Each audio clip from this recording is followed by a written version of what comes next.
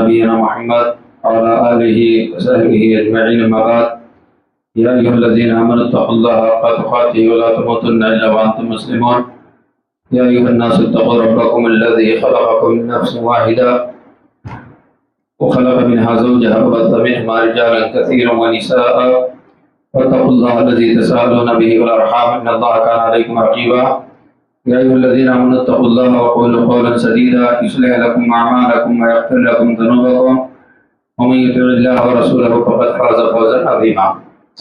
برادران اسلام، دینی میٹھے بھائیوں، ہر طرح کی تعریف اللہ رب العالمین کے لیے ہے جس نے اپنے دین کو سیکھنے کے لیے ہم تمام کو یہ حسین موقع نصیب فرمایا. اس کے بعد درود و سلام نازل اللہ کے تمام نبیوں پر، بالخصوص ہم سب کے آخری نبی جناب محمد رسول اللہ صلی اللہ علیہ وسلم پہ. آج کے درس میں انشاءاللہ ولی یا اولیاء کرام سے متعلق کچھ باتیں میں آپ کے سامنے رکھوں گا. اس سے پہلے کہ میں اپنی بات شروع کروں، پچھلے درس میں جو باتیں میں نے ذکر کی تھی ان کو میں آپ کے سامنے ایک مرتبہ ریپیٹ کرنا چاہوں گا تاکہ پوری باتیں آپ کے ذہن کے اندر بیٹھ جائیں. پچھلے درس میں جس عنوان سے متعلق گفتگو کی گئی تھی وہ عنوان تھا شفاعت. شفاعت کا معنی بتایا گیا تھا کوئی فائدہ حاصل کرنے کے لیے یا کسی نقصان سے بچنے کے لیے کسی دوسرے کا واسطہ لینا، یہ شفاعت ہے. شفاعت کے بارے میں بتایا گیا تھا کہ دنیا کے اندر بھی شفاعت ہوتی ہے اور ایک شفاعت قیامت کے دن آخرت میں ہوگی.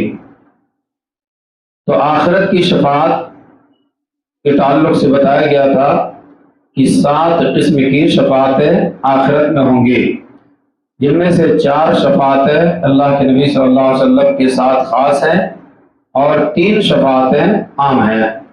نبی صلی اللہ علیہ وسلم کے ساتھ جو شفاعتیں خاص ہیں ان میں سے پہلی شفاعت بتائی گئی تھی شفاعت عظمیٰ یا شفاعت کبریٰ. حساب و کتاب لینے کے لیے اللہ کے نبی صلی اللہ علیہ وسلم اللہ تعالیٰ سے شفاعت کریں گے، اس کو شفاعت عظمیٰ کہتے ہیں. دوسرے نمبر پہ جنتیوں کو جنت میں داخلے کے لیے شفاعت کریں گے، یہ شفاعت صرف اور صرف ہمارے نبی صلی اللہ علیہ وسلم کریں گے. تیسری شفاعت ابو طالب کے لیے ہوگی اور چوتھی شفاعت امت محمدیہ میں سے کچھ لوگوں کے بغیر حساب کتاب کے جنت میں داخلے کے لیے ہوگی. یہ 4 شفاعتیں صرف اور صرف ہمارے نبی صلی اللہ علیہ وسلم کریں گے، کوئی دوسرا اس میں شریک نہیں ہوگا. اور 3 شفاعتیں عمومی ہیں. پہلی شفاعت ہوگی کہ جو لوگ موحد ہیں، مومن ہیں، اہل توحید ہیں، یہ دنیا کے اندر گناہ کرنے کی بنیاد پہ سزا کاٹنے کے لیے جہنم کے اندر داخل ہو گئے ہوں گے تو جہنم سے نکال کر کے جنت میں داخلے کے لیے شفاعت کی جائے گی. نبی صلی اللہ علیہ وسلم بھی کریں گے، فرشتے بھی کریں گے، صدیقین بھی کریں گے، شہداء بھی کریں گے، مومن بھی کریں گے. اور دوسری شفاعت وہ اہل توحید، وہ مومن جن کے جہنم کے اندر جانے کا فیصلہ ہو چکا ہوگا، ابھی جہنم میں داخل نہیں ہوئے ہیں لیکن جہنم میں جانے کا فیصلہ ہو گیا ہوگا سزا کاٹنے کے لیے، ان کے لیے شفاعت کریں گے اللہ ان کو جہنم میں نہ داخل کر بلکہ جنت کے اندر داخل کر. یہ عمومی شفاعت ہے. اور تیسری شفاعت ہوگی رفع درجات کے لیے. رفع درجات کا مطلب جو جنت میں چلے گئے، جنت میں ان کے مقام کی بلندی کے لیے شفاعت کی جائے گی، اس کو کہتے ہیں رفع درجات. تو یہ ٹوٹل کتنی شفاعتیں ہو گئی؟ 7 ہو گئی. 4 نبی کے لیے خاص ہیں اور 3 عمومی شفاعت ہیں. یہ 7 شفاعتیں آخرت میں ہوں گی اور ان 7 شفاعتوں کو پانے کے لیے 3 بنیادی کنڈیشن اور شرطیں بیان کی گئی تھی. پہلی شرط، جو شفاعت کرے گا اس سے اللہ تعالیٰ راضی ہو، جس کے لیے شفاعت کی جائے گی اس سے بھی اللہ تعالیٰ راضی ہو. نمبر 3، شفاعت کرنے والے کو شفاعت کی اللہ تعالیٰ اجازت دے. جب تک اجازت نہیں دے گا یا جس کو اجازت نہیں دے گا وہ شفاعت نہیں کر سکتے. یہ 3 کنڈیشن یاد رکھنا چاہیے. اس کے بعد دنیاوی شفاعت ہے. دنیاوی شفاعت کے تعلق سے بتایا گیا تھا کہ اگر ہم کسی سے شفاعت کرتے اس کے اختیار میں نہیں ہے تو یہ حرام ہے. جیسے کسی قبر والے سے ہم اولاد مانگیں تو یہ حرام ہے. دوسرا، کسی کے اختیار میں ہے ہم شفاعت کر رہے ہیں تو پہلی کنڈیشن ہے کہ وہ جو شفاعت کر رہے ہیں، جس چیز کا ہم مطالبہ کر رہے ہیں وہ جائز اور درست ہو، مباح ہو. اور دوسرا یہ ہے کہ اس کو ہم سبب سمجھیں حقیقی طور پہ اللہ تعالیٰ اس چیز کو پورا کرنے والا ہے۔ تو یہ بہرحال شفاعت کا پورا خلاصہ ہے جو آپ کے سامنے رکھا گیا۔ آج ہم در حقیقت بتائیں گے آپ کو اولیاء کرام کے بارے میں۔ یہ لفظ ہم بار بار سنتے ہیں، سنتے کہ نہیں سنتے ہیں؟ اولیاء کرام، دنیا میں لوگوں نے کچھ لوگوں کو یہ کہہ دیا ہے کہ یہ ولی ہے، یہ اللہ کے ولی ہیں۔ یہ بات یاد رکھے، کسی فکس آدمی کو اللہ کا ولی بتانا جائز نہیں ہے۔ ہم نہیں جانتے ہیں کہ یہ آدمی اللہ کا ولی ہے۔ کسی فکس آدمی کو اللہ کا ولی کہنا یہ درست نہیں ہے۔ یہ بات سمجھ میں آ گئی؟ کسی پارٹیکولر آدمی کو ہم یہ کہیں کہ اللہ کا ولی ہے، یہ چیز درست نہیں ہے، کیونکہ ہم ظاہری چیزوں کو جانتے ہیں، دل کی بات کو جانتے ہیں نہیں جانتے ہیں۔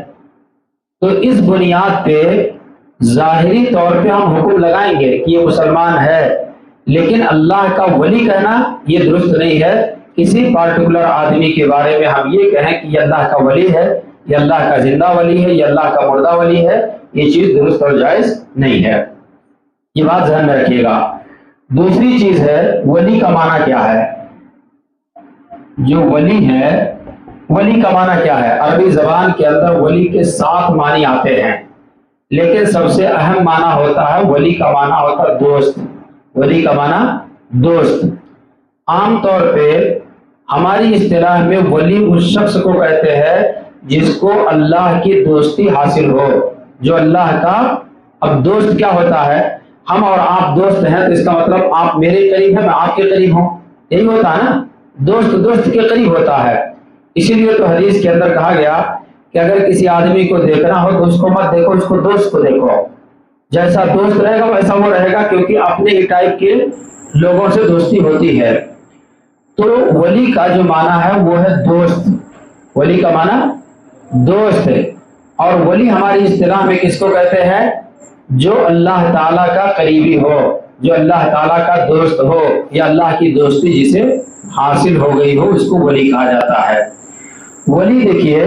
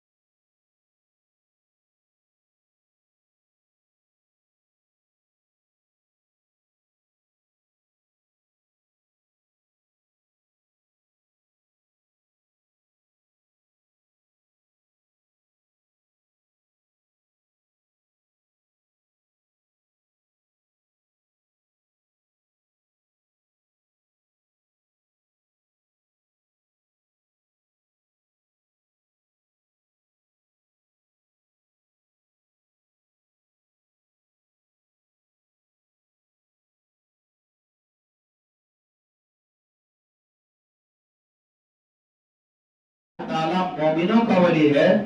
مومنوں کو اللہ تعالیٰ تاریکیوں سے روشنی کی طرف نکالتا ہے۔ اللہ تعالیٰ مومنوں کا ولی ہے، ان مومنوں کو اللہ تعالیٰ تاریکیوں سے روشنی کی طرف نکالتا ہے۔ تو اولیاء الرحمن کون لوگ ہوئے؟ مومن لوگ ہوئے۔ اور آگے اللہ نے فرمایا کہ والذین کفروا اولیاءہم الطاغوت، جن لوگوں نے کفر کیا ان کے اولیاء شیطان ہیں۔ ان کے اولیاء کون ہیں؟ شیطان ہیں۔ تو دنیا کے اندر 2 ٹائپ کے لوگ پائے جاتے ہیں، ایک مومن اور ایک کافر۔ مومن اللہ کا ولی ہوتا ہے اور کافر شیطان کا ولی ہوتا ہے، لیکن یہ دونوں ولی ہوتے ہیں۔ ولی ہوتے ہیں کہ نہیں ہوتے ہیں؟ ہاں ہوتے ہیں نا؟ لوگ اعتراض کرتے ہیں، آج میں نے خطبے میں بھی ذکر کیا، لوگ کہتے ہیں یہ لوگ اہل حدیث جو کہتے ہیں یہ ولی کو نہیں مانتے ہیں۔ ارے بھائی آپ تو کافر کو بھی ولی مانتے ہیں، ہے کہ نہیں ولی؟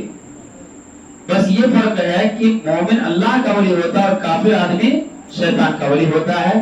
یہ بات میں نہیں کہتا، یہ بات اللہ تعالیٰ کہتا ہے قرآن مجید سورہ بقرہ آیت نمبر 257 کے اندر۔ अल्लाह वलियुल लज़ीना आमनु युखरिजुहुम मिनज़ ज़ुलुमाति इलन नूर वल्लज़ीना कफ़रू औलियाहुमुत तागूत। तागूत का माना शैतान, जो काफिर है वो शैतान के वली हैं। तो हम हर मोमिन और काफिर को वली मानते हैं। ये बुहतान हमारे ऊपर बांधा जाता है कि वली को नहीं मानते, हम तो काफिर को भी वली मानते हैं। बस फर्क ये है कि मोमिन आदमी अल्लाह का वली होता है और काफिर शैतान का वली होता है। ये बात आ गई समझ में? अच्छा, उसके बाद जो औलियाउर रहमान होते हैं, औलियाउर रहमान अल्लाह के जो वली होते हैं, उनके औसाफ क्या होते हैं? किनको हम अल्लाह का वली बनेंगे? कुरान में कहा गया अला इन्ना औलिया अल्लाह ला खौफुन अलैहिम वला हुम यहज़नून। सुन लो, अल्लाह के जो वली होंगे ना तो उन्हें कोई खौफ लायक होगा ना वो गमगीन होंगे। उसके बाद आगे क्या कहा गया? अल्लज़ीना आमनु व कानू यत्तक़ून। अल्लाह के वली कौन है? जो ईमान लाए और तक़वा इख्तियार किए। इसका मतलब है कि पहली सिफत औलियाउर रहमान की ईमान है, जो मोमिन होता है, और दूसरी सिफत क्या बताई गई? तक़वा। यानी ईमान और तक़वा के बगैर कोई वली हो ही नहीं सकता अल्लाह ताला का। ईमान और तक़वा के बगैर कोई वली अल्लाह ताला का हो ही नहीं सकता। अल्लाह का वली बनने के लिए ये दोनों चीजें लाजिम हैं। अल्लाह का वली बनने के लिए एक तीसरी बात बताई गई है कि अगर कोई आदमी अल्लाह का वली बनना चाहता है तो ईमान और तक़वा के साथ साथ हदीस के अंदर है, बुखारी की रिवायत है, हदीस कुदसी है, यानी अल्लाह की बात नबी सल्लल्लाहु अलैहि वसल्लम नकल करते हैं। उस हदीस के अंदर कहा गया कि एक मेरा बंदा फराइज अदा करने के साथ साथ नवाफिल का जब एहतमाम करता है, हत्ता वही हो, तो अल्लाह कहता है कि मैं उससे मोहब्बत करने लगता हूँ। तो अल्लाह की मोहब्बत मिलना यही तो है वली बनना। ऐसी बात है, दोस्त से मोहब्बत करेगा ना। तो अल्लाह के औलिया की एक पहचान ये होती है कि वो फराइज के साथ साथ नवाफिल का भी एहतमाम करते हैं। जैसे मिसाल के तौर पे हम नमाज पढ़े, फर्ज नमाज के साथ साथ नफिल नमाज भी पढ़े। नफिल समझ रहे हैं ना, आगे पीछे की जो सुन्नतें हैं या ऐसी ही नफली नमाज है। रोजा हम रख रहे हैं, रमजान का रोजा फर्ज है, उसके अलावा नफली रोजे भी रख रहे हैं। हमारे पास माल है, ज़कात दे रहे हैं, ज़कात के अलावा हम नफली सदक़ात भी कर रहे हैं। तो ये सारी चीजें जो एक्स्ट्रा काम है, जो फर्ज नहीं है, उन कामों को अगर कोई आदमी अंजाम देता है तो अल्लाह ताला फरमाता है कि मैं उससे मोहब्बत करने लगता हूँ। और कितना मोहब्बत अल्लाह ताला करता है? हदीस के अंदर आता है कि मैं उसका हाथ हो जाता हूँ जिससे पकड़ता है, उसका पैर हो जाता हूँ जिससे वो चलता है, उसकी आंख हो जाता हूँ जिससे वो देखता है, उसका कान हो जाता हूँ जिससे वो सुनता है। तो क्या अल्लाह ताला कान बन जाता, हाथ बन जाता है? नहीं। ये पूरे पार्ट जो बदन के इम्पोर्टेंट पार्ट है, ये पूरे अल्लाह की निगरानी में होते हैं। अल्लाह इनकी हिफाजत करता है, अल्लाह अपनी मर्जी के कामों में इनको इस्तेमाल करता है, अल्लाह की नाराजगी के काम में ये पार्ट यूज नहीं होते। कान का काम सुनना है, अगर कोई नवाफिल का एहतमाम करता अल्लाह का वली हो गया तो अल्लाह उसके कान की हिफाजत करता है। कुरान की तिलावत सुनेगा, दीन की बात सुनेगा, अच्छी गुफ्तगू सुनेगा, किसी की गिबत नहीं सुनेगा, चुगली नहीं सुनेगा, झूठ नहीं सुनेगा, गाना नहीं सुनेगा, म्यूजिक नहीं सुनेगा। ये जो मासियत के काम है, उन कामों को सुनने से अल्लाह तबारक व तआला उसके कान की हिफाजत फरमाएगा।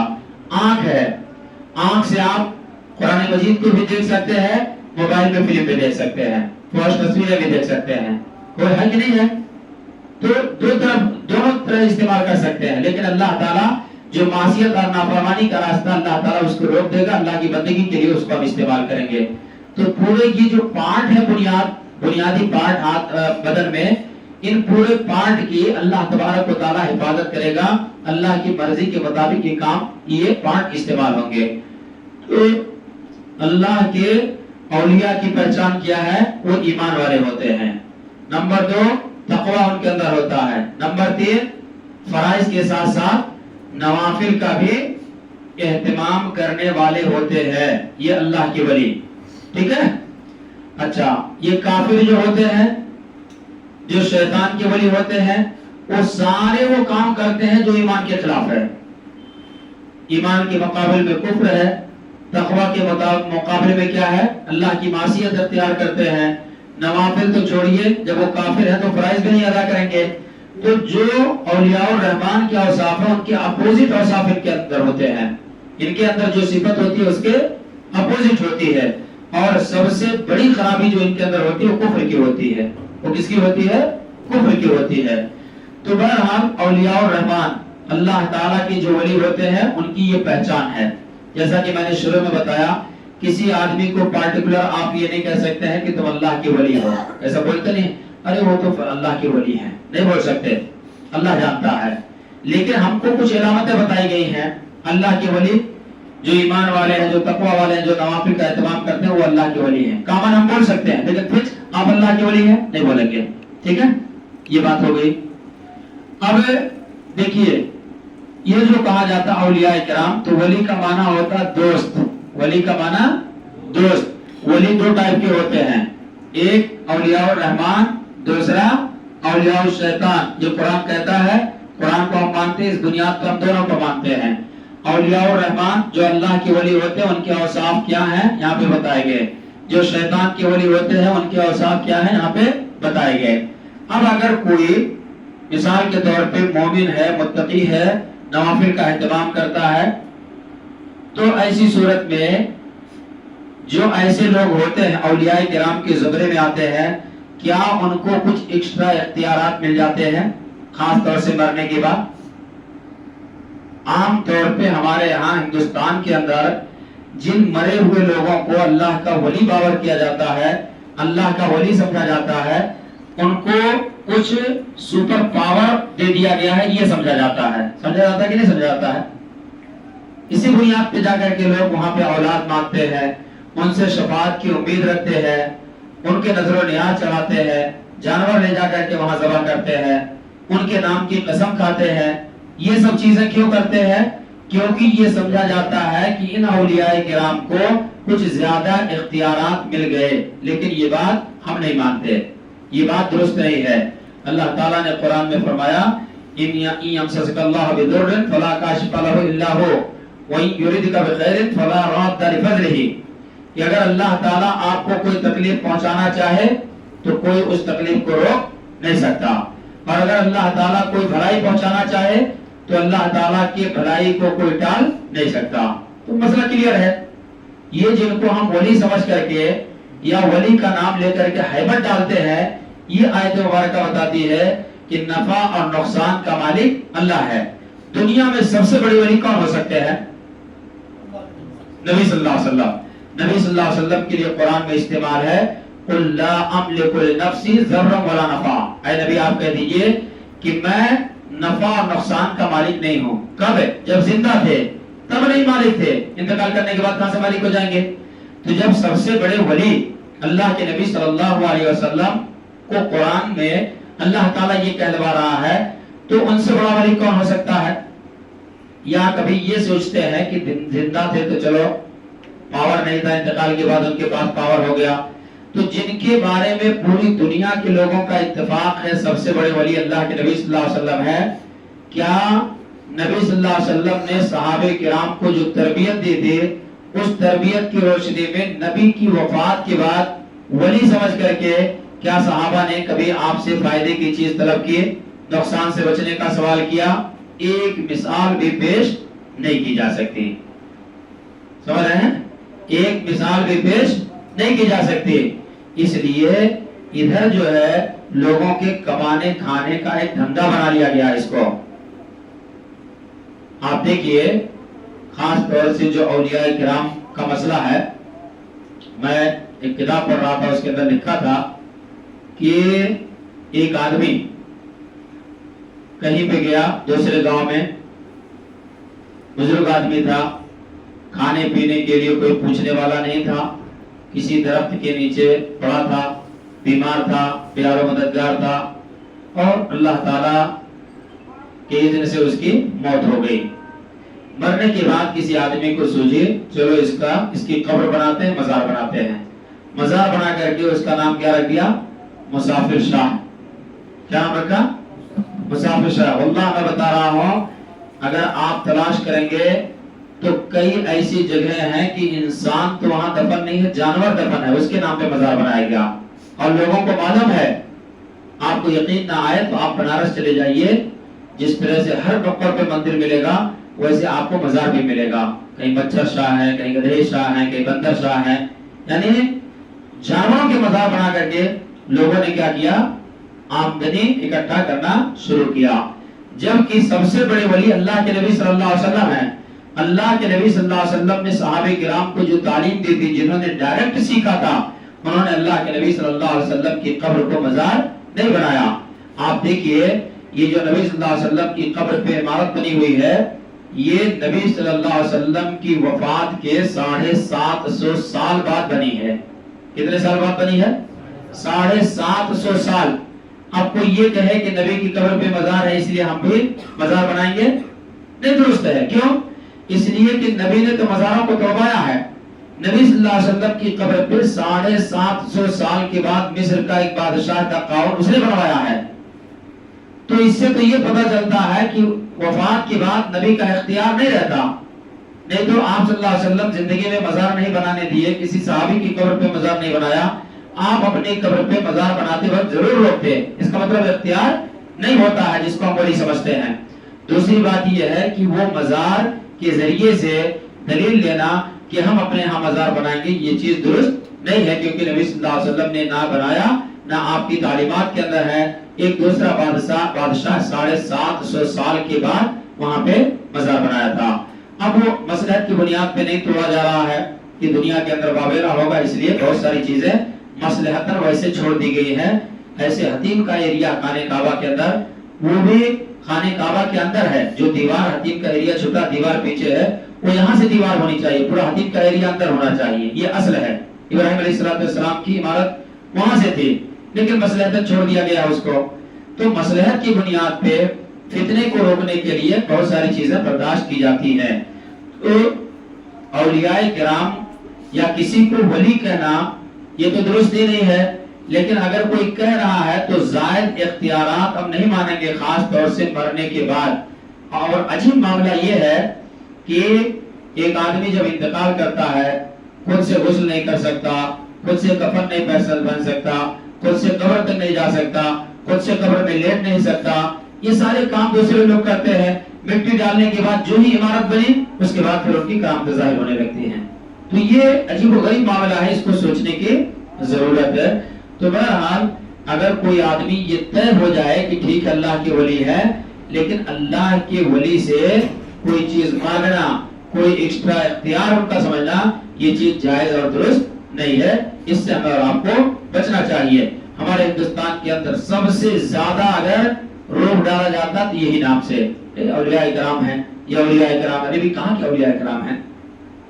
اگر وہ اولیاء کرام ہیں، ایمان تھا، تقویٰ تھا، نوافل کی پابندی کرتے تھے، اولیاء کرام ہے، تو کبھی بھی وہ یہ دعوت نہیں دی ہوں گے کہ میری عبادت کرو، میری قبر پہ اولاد مانگو، سجدہ کرو. وہ ہمیشہ اللہ کی عبادت کی طرف دعوت دیے ہوں گے اگر واقعی وہ اللہ کے ولی رہے ہوں گے. اور اگر انہوں نے یہ کہا کہ میری قبر پہ اولاد مانگو، سجدہ کرو، اور لا کر کے پھول چڑھاؤ، بتاسے چڑھاؤ، چادر چڑھاؤ، تو یہ ولی ہی نہیں ہے، یہ ولی ہی نہیں ہے. کیونکہ اللہ کے اولیاء کی صفت قرآن کے اندر یہ بتائی گئی ہے. اسی طرح سے آپ دیکھیں گے اولیاء اللہ کے تعلق سے آپ کو ہندوستان ہی کے اندر ملے گا. اور بہت سارے لوگ اولیاء اللہ کی قبروں پہ پھول چڑھاتے ہیں، چادر چڑھاتے ہیں. چڑھاتے ہیں کہ نہیں چڑھاتے ہیں؟ دلیل کیا ہے؟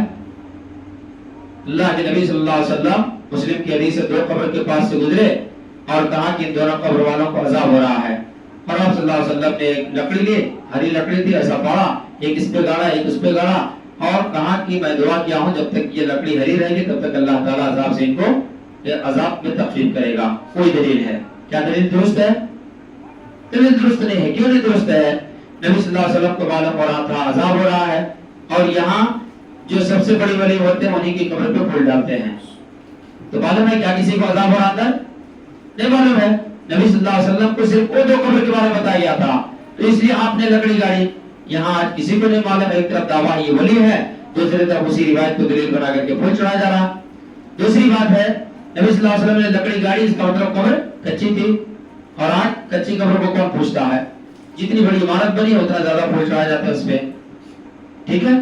तीसरी बात कि नबी सल्लल्लाहु अलैहि वसल्लम ने लकड़ी गाड़ी, वो लकड़ी हरी लकड़ी का असर नहीं था, दुआ का असर था। दुआ आपने किया, और ये भी रिवायत के अंदर मौजूद है, मुस्नद अहमद के अंदर रिवायत मौजूद है कि आपने दुआ किया कि अल्लाह जब तक ये लकड़ी ना सूखे तब तक तो इनके अजाब के अंदर कमी कर दे।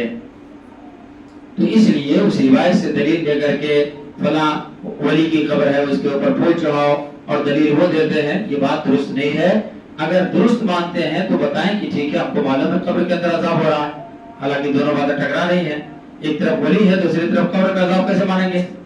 तो इस तरह के खुराफात औलिया किराम के ताल्लुक से किए जा रहे हैं। मुशरिकीन मक्का भी यही काम करते थे। से पिछले दर्स में मैंने बताया था कि वो कहते थे माना अबुदहुम इल्ला लियक़र्रिबूना इलल्लाहि ज़ुल्फ़ा, कि इन स्टैचुओं की हम इबादत इसलिए करते हैं कि अल्लाह से हमसे करीब कर दें। या कहते थे कि हाउलाई शफ़ाअना इंदल्लाह, ये अल्लाह ताला के हमारे सिफारिशी होंगे। शफाअत का बाब आपने सुना, जिसको अल्लाह इजाजत देगा, जिसके लिए इजाजत देगा और राजी दोनों से होगा तभी शफाअत होगी। अब जा करके किसी की सजदा हम कर रहे हैं, शिर्क कर रहे हैं, अल्लाह हमसे राजी होगा? अल्लाह की निगाह में सबसे बड़ा जुर्म शिर्क है, कैसे राजी होगा? तो शफाअत की इजाजत हमको कैसे मिल सकती है? तो इसलिए बहरहाल ये चीजें ऐसी चीजें हैं, शफाअत है, औलिया किराम है, बहुत सारे लोगों को धोखा दिया जाता है, डराया जाता है कि नहीं करोगे तो ऐसा हो जाएगा। इसलिए इन तमाम चीजों से डरने की जरूरत नहीं है। जो आदमी दुनिया से चला गया वो आपका कुछ बिगाड़ नहीं सकता, और दुनिया के अंदर जो है वो भी कुछ नहीं बिगाड़ सकता। अल्लाह ताला जब तक ना चाहे तब तक कोई आदमी नफा नुकसान नहीं कर सकता है। इस पे हमारा ईमान और अकीदा होना चाहिए। इसी अकीदे के साथ जीना भी है, इसी अकीदे पे हमको मरना भी है इंशाअल्लाह। तो ये चंद बातें थी। अल्लाह ताला से दुआ है कि अल्लाह रब्बुल आलमीन इस तरह की गुमराही के जो नारे हैं या गुमराही की जो चीजें हैं उनकी हकीकत को हमें समझने की अल्लाह ताला तौफीक इनायत फरमाए, और सही जो शरीयत का मौक़िफ़ अल्लाह ताला उसके ऊपर हम तमाम को कायम रखे। आमीन सल्लल्लाहु अलैहि वसल्लम। कोई बात नहीं समझ में आए तो पूछ सकते हैं, या कोई इश्काल है, कोई इतराज है तो भी